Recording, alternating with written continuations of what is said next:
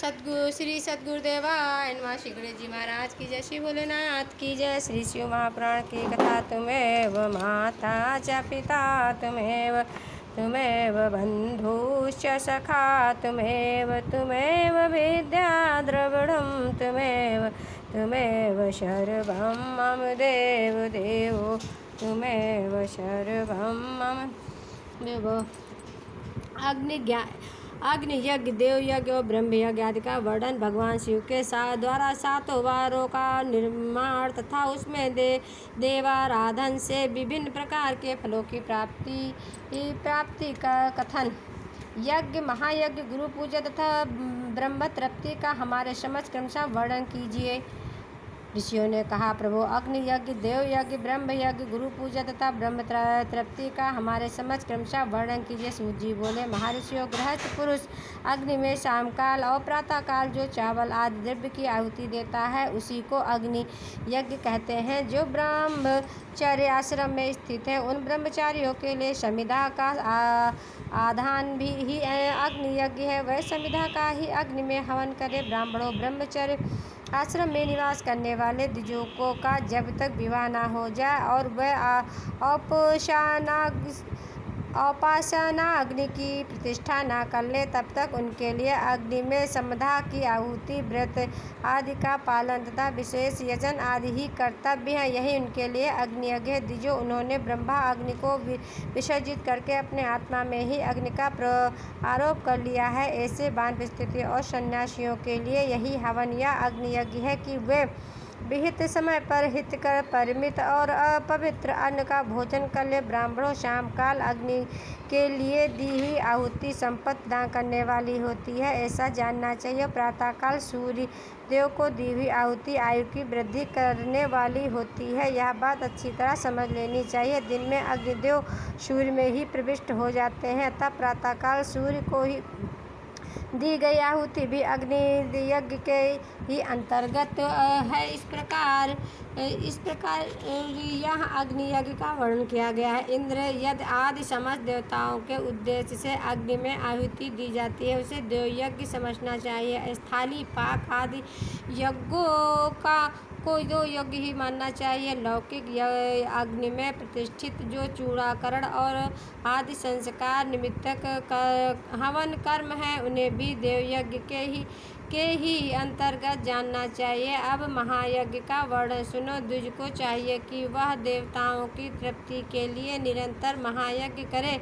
वेदों का जो नित्य अध्ययन या स्वाध्याय होता है उसी को ब्रह्मयज्ञ कहा गया है। प्रातः नित्य कर्म के अनंतर शाम काल तक ब्रह्म यज्ञ किया जा सकता है, उसके बाद रात में इसका विधान नहीं है। अग्नि के बिना देव यज्ञ कैसे संपन्न होता है, इसे तुम लोग श्रद्धा से और आदरपूर्वक सुनो। सृष्टि के आरंभ में सर्वज्ञ, दयालु और सर्वप्रथम समर्थ महादेव जी ने समस्त लोगों के उपकार के लिए वारों की कल्पना की। वह भगवान शिव संसार रूपी रोगों को दूर करने के लिए वैद्य है, सबके ज्ञाता तथा समस्त औषधों के भी औषध है।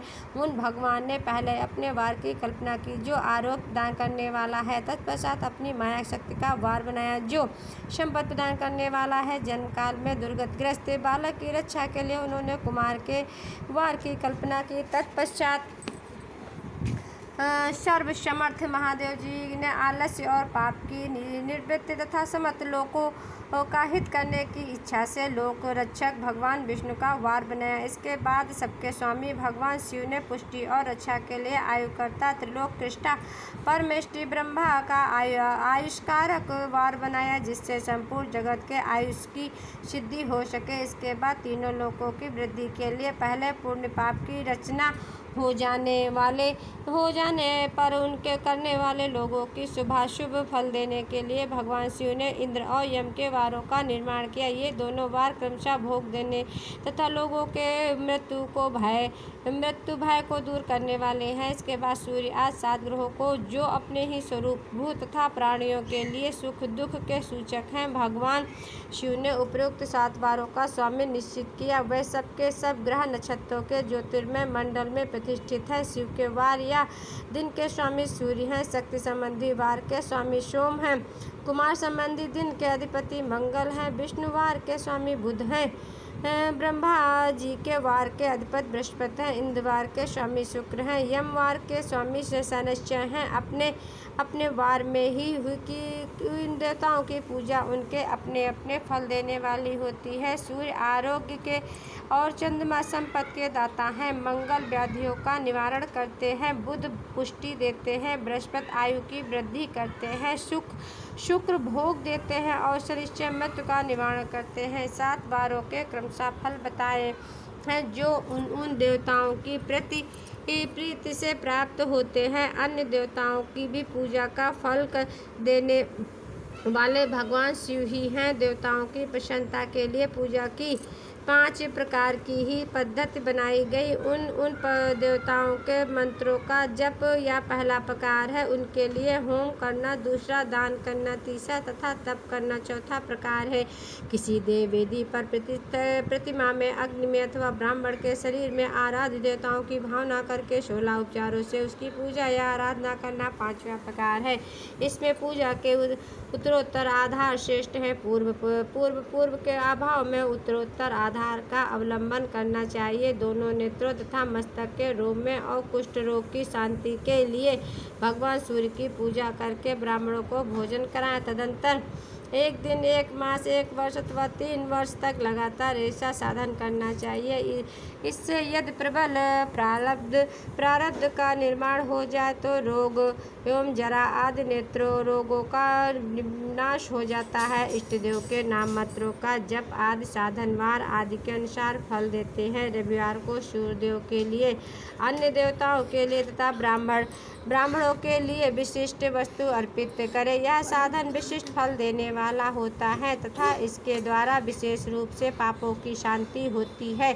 सोमवार को विद्वान पुरुष संपत्ति की प्राप्ति के लिए लक्ष्मी आदि की पूजा करें तथा सपत्नीक ब्राह्मणों को घृतपक्व अग्नि का भोजन कराएं। मंगलवार को रोगों की शांति के लिए काली आदि की पूजा करें तथा उड़द, मूंग एवं अरहर की दाल आदि से उक्त अन्न ब्राह्मणों को भोजन में कराएं। बुधवार को विद्वान पुरुष दधयुक्त अन्न से भगवान विष्णु का पूजन करे। ऐसा करने से सदा पुत्र, मित्र और कलत्र आदि की पुष्टि होती है। जो दीर्घायु होने की इच्छा रखता हो वह गुरुवार को देवताओं की पुष्टि के लिए वस्त्र, यज्ञोपवीत तथा घृत में स्थित खीर से यज्ञ पूजन करे। भोगों की प्राप्ति के लिए शुक्रवार को एकाग्रचित होकर देवताओं का पूजन करे और ब्राह्मणों की तृप्ति के लिए खट से युक्त अन्न दे। इसी प्रकार स्त्रियों की प्रसन्नता के लिए सुंदर वस्त्र आदि का विधान करे। शनिश्चर अल्प मृत्यु का निवारण करने वाला है। उस दिन बुद्धिमान पुरुष रुद्र आदि की पूजा करे। तिल के होम से, दान से देवताओं को संतुष्ट करके ब्राह्मणों को तिल मिश्रित अन्न भोजन कराएं। जो इस तरह देवताओं की पूजा करेगा वह आरोग्य आदि फल का भागी होगा। श्री भोलेनाथ की जय हो। हर हर महादेव। जिन लोगों ने चैनल सब्सक्राइब नहीं किया वो चैनल को सब्सक्राइब कर दें और लाइक और शेयर करें।